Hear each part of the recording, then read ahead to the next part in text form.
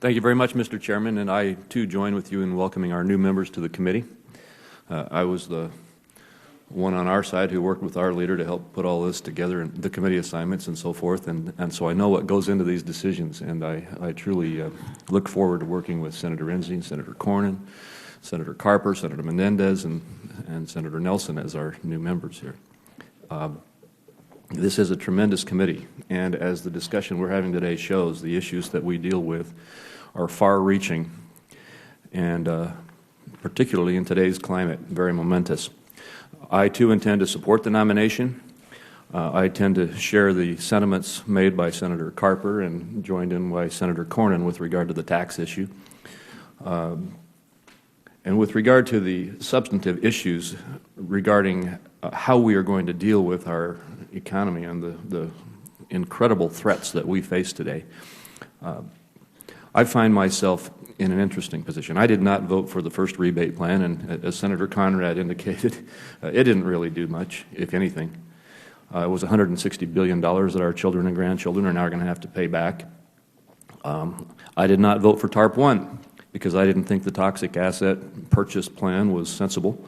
I was one of those who was quite pleased when there was a pivot and the funds from TARP 1 were used in other ways. I don't know that I'm as confident that they were used wisely even then, but another $350 billion is now spent, and as we face a $1.2 trillion deficit, not counting the stimulus package that is being put together and the TARP funds, it appears to me that Congress is in a runaway spending mode, and we need some strong leadership to help us work through these issues. I don't know that I had a long meeting yesterday, and I've had other conversations with Mr. Geithner, and I don't know that he comes from the perspective I would come from, frankly, because as Senator Cornyn indicated, and I agreed with these comments of his as well, I'm not sure anybody knows exactly where we ought to be going and how we ought to be managing the situation in terms of the governmental intervention that everyone is contemplating.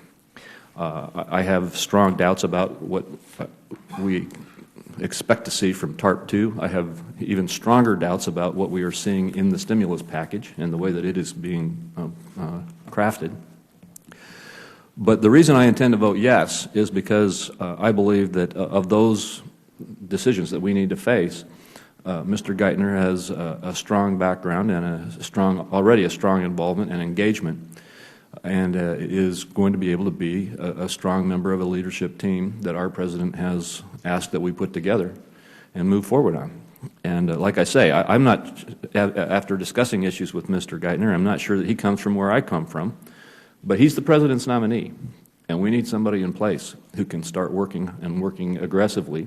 And I agree with the sentiments that Senator Hatch shared as well, namely that I'm confident that he will be a very open Secretary of Treasury and will work with not only both sides of the aisle, but with all perspectives in trying to come together and identify the right path forward for our country. So although I have great reservations about the direction that we and the administration are looking at going, I'm willing to support this nomination and get on with the issues of trying to work these things through.